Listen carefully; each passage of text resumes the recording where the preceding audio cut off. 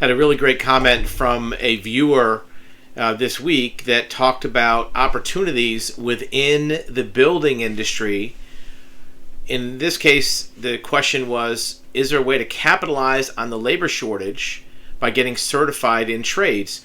And this person talked about the fact that they had built an ADU, accessory dwelling unit, with permits on their own property, and they learned from YouTube and their own motivation. Now I'd like to know what it entails to formally get a certification, maybe a general contractor, code requirements, but also they like to do everything except for electrical. So here's the thing.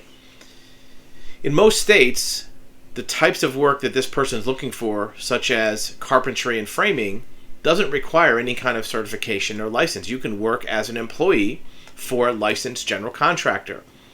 In addition, if you wanted to begin your own business, you could get a general contractor's license by going through the education, training, and exam process. Now, the only problem is it might be difficult to actually get insurance for certain types of larger jobs if you don't have prior experience. The insurance company might not give you an insurance policy to build a house if you don't have experience on home building. However, what you could do, and this gets to the core of the question, is if you wanted to become a contractor and then subcontract your work to a larger general contractor or some other entity, you may be able to do that. Worst case scenario, you could certainly become an employee. We had another comment a while back where somebody kind of made a complaint or a reference to the fact that contractors and builders are trying to just hire a bunch of people cheap and not paying proper salaries. Here's the thing. Cheap employees are easy to find, right? We can get dozens of people for $30, $40 an hour, even $50 an hour for some jobs all day long. That's easy to find. The problem is those people either don't show up after a few days or they do substandard work, even if we pay them above market rates. What's hard to find are people that are worth paying $100 an hour to.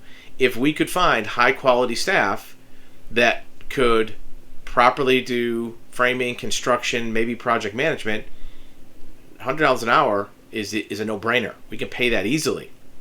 In fact, many of the people that we start out at 30, 40, or 50, depending on their perceived skill set, what they claim to be good at, we tell them, look, if you're good at what you do within a month or two, you could be at $100 an hour running a job site. And the opportunities are there. The person who put the other comment, not this one that you're seeing on the screen, said, well, what's the matter? You can't find any more monkeys to pay cheap wages to? Finding monkeys is easy. There's plenty of entry-level staff that we can pay $30, $40 an hour. The problem is, even at that, they don't show up. They're not reliable. After a few days, they get a paycheck and they leave and they don't come back. We pay the rate that they want. We don't negotiate over rate. Whatever customer or the worker says that they're worth, we either pay it or we don't have the job for that person. But normally, most people want $30, $40 an hour. We pay it. If they claim to be that they're any good, if they're good, they can work there forever. The problem is, we want to elevate people. We need more $80, $90, $100 an hour people. And to the question or comment in this box right here, if this person started out and learned the ropes and spent a few months becoming what they called motivated, extreme motivation, they could be making $80, $90, $100 an hour easily, several $1,000s a week, no problem. If they're dedicated, determined, and they can have a head on their shoulders. So anybody out there who is conscientious, dedicated, ambitious, hard worker, and smart, there's money. Plenty of money out there. Even now that builders are cutting back, there's still plenty of rehab, remodel, additions to be done.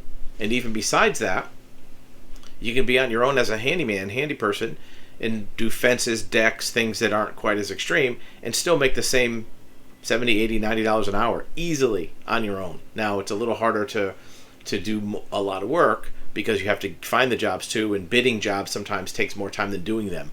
Some handyman type people find that they have to bid on 6 or 7 jobs to get one, and those bids require you to go out to the job site, meet the person, spend an hour looking at it, send a bid in. That might be all day one day a week just doing bids.